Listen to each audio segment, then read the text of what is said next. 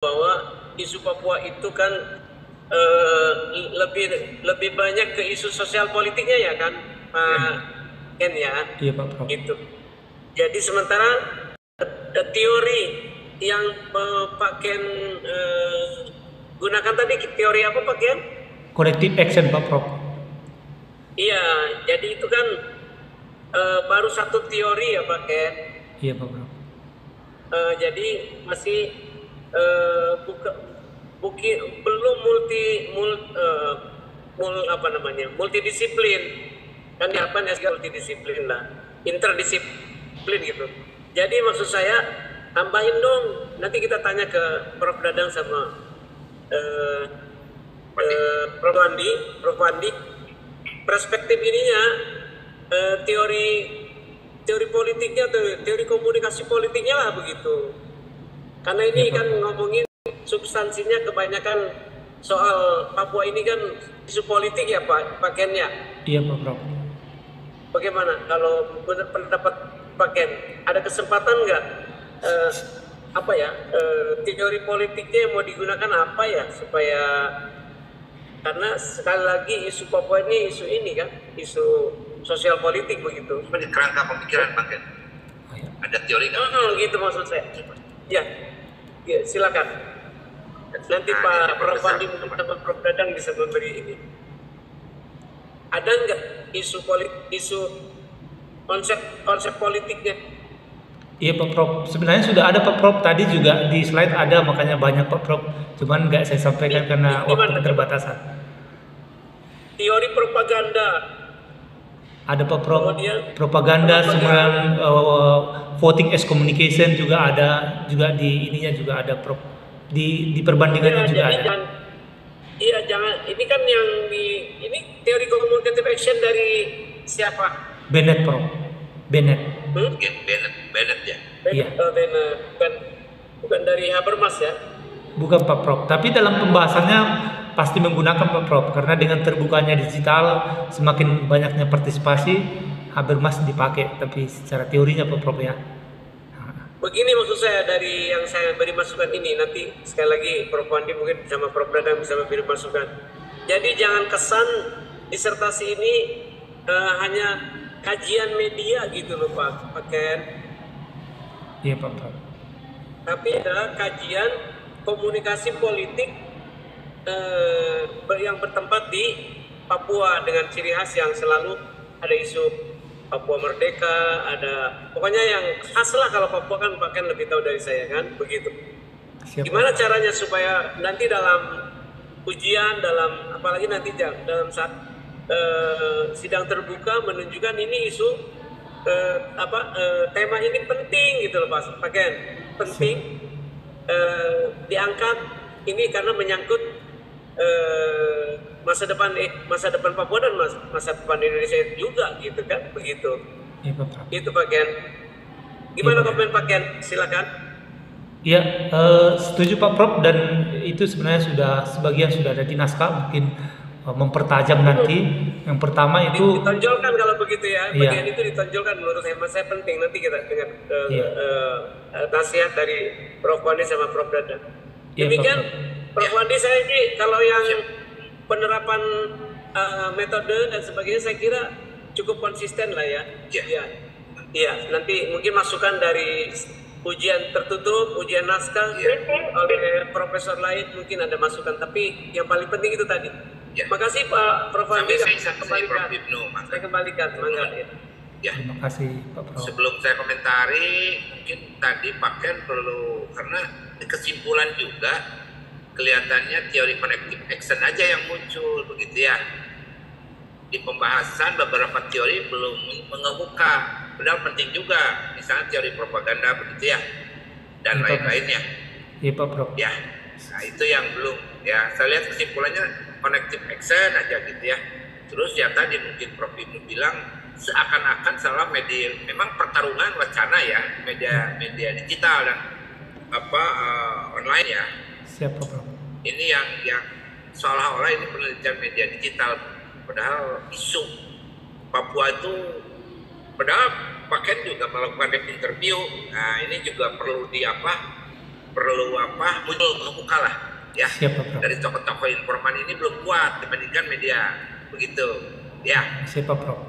Dia ini perlu penguatan. Mau di mix boleh, hasil interview gimana, dia interview dengan tokoh-tokoh baik pro NKRI maupun pro Papua, begitu ya.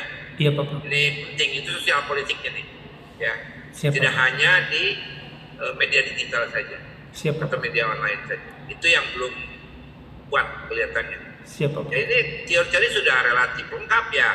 Ada teori propaganda, kemudian teori apa lagi? Voting ya, konsep voting, kemudian apa lagi? Partisipasi ada nggak? Teori perubahan perilaku politik? Belum ya, atau partisipasi politik ya? Partisipasi politik, Pak. Nah, ini ya. Itu konsep partisipasi politik online itu, Pak. Iya. Fatma Pemilu dan Emre Erdogan. Enggak, Pak Dadang sekarang. Pak Dadang, halo. Ya, jadi Pak Ken, saya kira kalau tadi saya memang masuk di tengah-tengah ya, tapi barusan saya lihat soal teori dan konsep, itu mungkin Pak Ken, saya setuju bahwa semuanya jangan, memang ada yang prioritas tapi tidak diabaikan gitu, konsep dan teori yang lain ya untuk dibahas gitu. Jadi supaya ini lihat secara komprehensif gitu. Apalagi kalau bicara soal media memang tidak akan lepas dari aspek-aspek yang lainnya. Apalagi kalau dalam konteks pertarungan wacana konflik politik seperti di Papua ini akan sangat dipengaruhi oleh konteks-konteks yang lainnya. Baik itu konteks pemain atau aktor langsung dari pertarungan wacana ini maupun aktor-aktor lainnya seperti ya masyarakat itu sendiri. Termasuk juga tadi bagaimana kemana dari pertarungan wacana ini di masyarakat, khususnya kalau di Papuanya adalah anak muda, kan ini yang menjadi apa ya, menjadi pendengung lain, pendengung atau apa namanya, Influencer. dengan teori dikaitkan dengan konsep partisipasi politik online gitu. Ini kan kalau tidak direspon dalam komunikasi politik, adanya apa namanya, respon itu menjadi sangat penting, stimulan dan respon ya, bukan hanya bicara soal stimulan respon dalam bentuk linear, tidak begitu. Karena kalau pertarungan wacana tidak kemudian menimbulkan efek komunikasi politik, itu juga tidak penting akhirnya kan, begitu kan. Siap. Jadi ini menjadi sesuatu juga harus dibahas. Nah, ini dikaitkan, izin nih Pak Prof Adi dengan Prof Ibnu, ini secara aksiologisnya yang tadi disampaikan oleh Prof Ibnu, riset ini harus ada orientasi aksiologis yang sangat kuat. Sebetulnya apa sih yang mau dimunculkan? Apakah mau bicara pertarungan wacana yang orientasinya terjadi rekonsiliasi, perdamaian, atau penguatan Merdeka dan NKRI gitu, atau NKRI? Nah ini kan, riset ini memang ini masuk apa ya, peneliti ini bersikap apa enggak? Karena di sini Pak Prof hanya sekedar menyajikan fakta saja. Gimana Pak Ken? Di sini kan paradigma saya kan konsisten pada positivistik, jadi saya tetap memaknai tapi tidak fleksibel, tidak bebas seperti katakanlah misalnya dengan Kerklop Derrida gitu. Ya oke, tapi itu juga posisi itu harus disampaikan, karena pada saat bicara posisi peneliti nanti akan terlihat pada konstruk atau masuk konstruk kesimpulannya gitu ya, kesimpulannya gitu. Itu juga jadi nah kemudian tadi satu lagi itu orientasi. Oh ya ini soal apa, rekomendasi ya, tadi ada rekomendasi ya? Iya. Ya rekomendasi, mungkin ada implikasi dari rekomendasi ini. Yang implikasi ini tadi saya menyimaknya kurang itu ya, tapi mungkin nanti saya baca lagi. Bicara implikasi ini, apakah implikasi yang dikaitkan secara aksiologis tadi itu kan ada implikasi teoritis, kan implikasi praktis. Iya. Ya gitu ya. Iya Pak. Ujung-ujungnya ini pro NKRI juga kelihatan.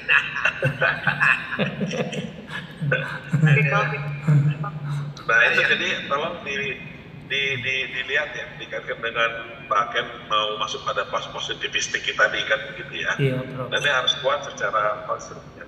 Kemudian yang terakhir dari saya mungkin, nah ini gini ya, ini baca slide-nya aja saya udah cukup apa ya, kenyang gitu, bukan kenyang ya. apalagi baca ininya, baca naskahnya nanti gitu kan. Nah, maksud saya perlu dibuat sesuatu yang mudah pada saat penyajian gitu nanti ya. Siap. Penyajian sidang terutama gitu kan. Karena kita saja nih mesti baca-baca bolak-balik kan gitu ya. Ini kemana larinya. Nah kemudian apalagi nanti pengujian lain gitu ya. Nah jadi ini tolong dibuat lebih apa ya, lebih mudah dipahami, praktis lah gitu ya. Lebih apa istilahnya apa ya? Lebih komunikatif gitu ya. Gitu ya. Nah, lebih komunikatif lah gitu ya. Gitu. Nah itu siap Pak ya, tetapi tadi saya sih menekankan secara aksiologis ini apa gitu, karena akan berkaitan dengan posisi dari si peneliti itu sendiri. Nah apalagi nanti kalau misalnya sidang biasanya kan kita pengen diundang tuh siapa yang kita jadi nggak paham betul secara realitas sosialnya. Itu aja sementara dari saya. Siap Pak Dedang. Dan tentu ini menjadi masukan yang sangat berharga ya. Siap Pak Ken. Siap Pak Ken. Saya sendiri dari pertanyaan-pertanyaan Prof. Ibnu dan Prof. Dadang kelihatannya Bang Ken menyembunyikan sesuatu ya.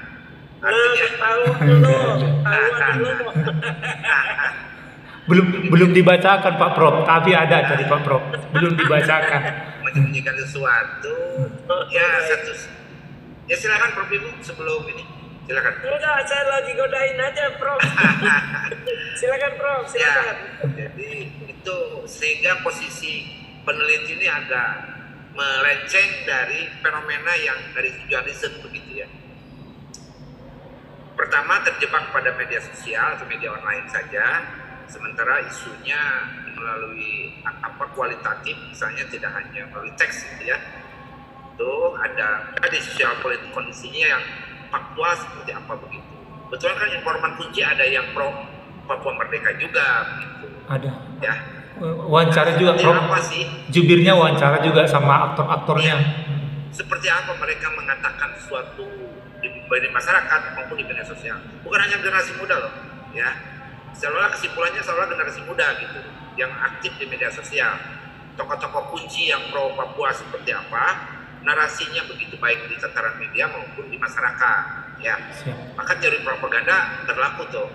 Propaganda bisa di pro NKRI maupun pro Papua UPM ya. Ini seperti apa narasinya? Ya.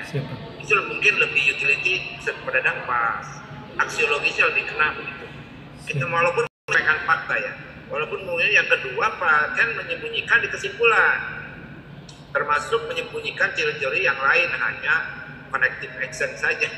Terus mengemuka pemuda begitu, sarannya lebih ke mana pemerintah pusat ya, pemerintah daerah. Jadi udah sangat split begitu apa. Soalnya digiring oleh peneliti, oh ya Papua tuh OPM itu tidak ada begitu, sederhanakan begitu. Padahal kita sih orang tidak punya kepentingan apapun ya. Tapi sebagai masyarakat Indonesia melihat fenomena di Papua tuh berpuluh-puluh tahun lah ya konflik itu, karena 2 tahun 3 tahun ya Pak Ken. Iya. Ya. Walaupun Pak Ken mau dengan media sosial di pemilu dibatasi, silahkan saja. Cuman korelasi, konstelasi, posisi narasi kan tidak hanya sekedar narasi. Ya, behind itu tadi pemikiran-pemikiran mereka mau kemana sesungguhnya? Ya, ya isu referendum, isu dominasi dan sebagainya. Itu muncul pertarungan wacana kan? Ya, yang satu mempertahankan KRI, satu sisi mau OPM. Titik temunya di mana? Atau memang hanya menampilkan konflik narasi saja? Ya begitu, tidak ada solusi apapun begitu, atau tidak ditawarkan ya baik ke OPM seperti apa ya, misalnya karena wawancara mendalam ya. Ini yang perlu ditampilkan. Siapa tuh menjadi pertimbangan pusat juga ya. Kalau pro NKRI silakan saja. Cuman kan mereka juga kenapa kalau mau pro NKRI, kenapa mereka bergejolak terus begitu ya? Iya Pak. Kan dulu pernah ada solusi referendum begitu ya. Iya Pak. Kenapa nggak jadi hidup lagi begitu ya? Jadi kita sih tidak harus memaksakan perspektif orang pusat NKRI begitu ya. Iya, Kalau Pak Prof. memang faktanya menjadi membantu begitu, ya. Iya, Pak Prof. Itu yang saya khawatirkan, analisisnya harus hati-hati. Tampilkan fakta depth interview seperti apa, di media sosial seperti apa, ya. Jadi akan kelihatan, ya. Kalau jaring laba-labanya di mana, yang merahnya, yang besarnya di mana, begitu ya. Kalau dibuat flowchart gitu kan, ya garis kuat itu di mana begitu, ya. Papua ini di dua pemilu ini, ya. Karena ada beberapa tabel yang sama isunya, ya. Ada hasil yang sama begitu aktor-aktornya. Iya, karena ada tema yang sama di Ya. online dengan media Twitter. Ya, jadi itu kan ambigu. Mau kemana nih fakta konflik ini dibawa ya? Ya kita menyebutnya konflik sih, ya. Papua ini. Siap, Ya. Pak Prof. Dan itu menjadi konsumsi yang luar biasa. Kalau saya perspektif media menjadi konsumsi yang luar biasa lah. Ya konflik ini, ya. Cuman penguatan tadi mau dibawa kemana? Krisis Papua ini begitu ya. Iya, Pak Prof. Itu yang perlu mungkin nanti lebih menantang di sidang naskah, kemudian sidang terbuka juga, ya. Siap, Pak Prof. Ya, itu barangkali dari saya. Siap, Pak Prof. Ya, Nanti saya akan pertajam Pak Prof, tapi di pembahasan sudah ada Pak Prof. Sebenarnya ya, kalau ditanya apakah semakin dekat Papua merdeka, jawabannya ya Pak Prof dari segi narasi. Tapi dari segi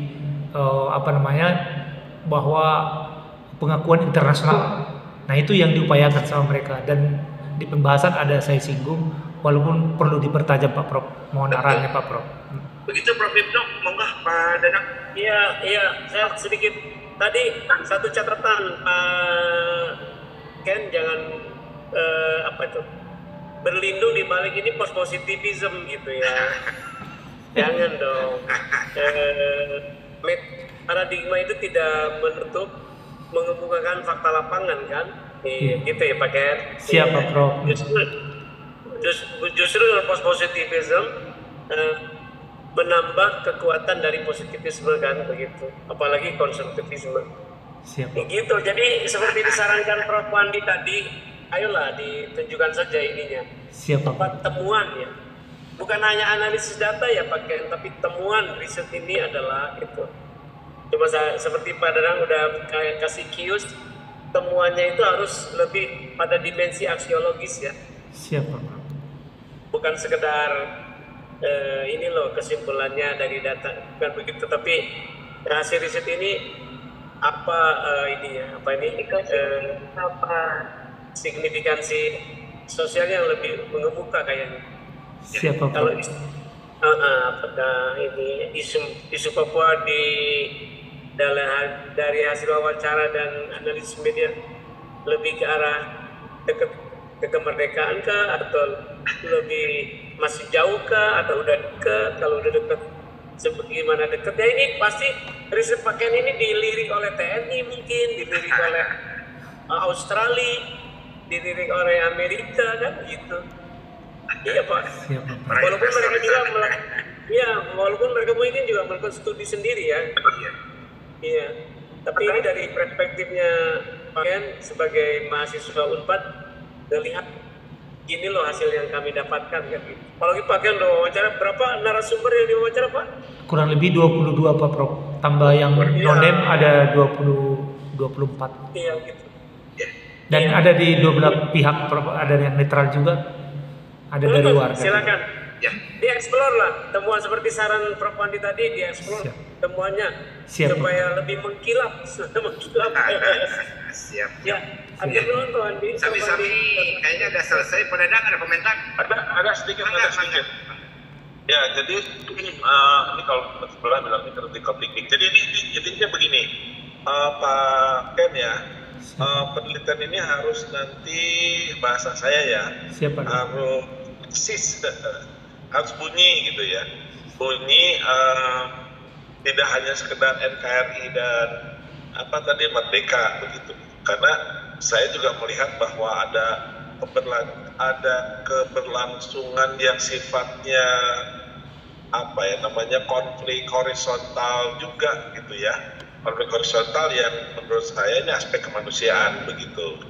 Nah, ini poin-poin penting sebetulnya yang harus juga kita dorong ya, sebagai ilmuwan gitu ya, tidak terjadi bencana kemanusiaan yang terus-menerus karena terjadi konflik, apalagi diperparah oleh pertarungan wacana ini. Harapan saya sih itu, sehingga nanti dimunculkan itu di implikasi apa? Aplikasi teoritis kan nggak mungkin, tapi kalau menemukan beberapa hal yang bisa diambil dari konsep dan teori, ya nggak apa-apa.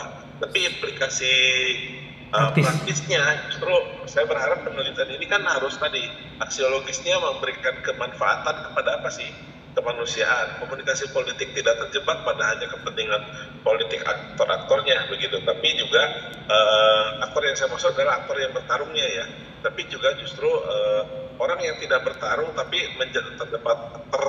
terdampak atau terimbas oleh pertarungan wacana ini.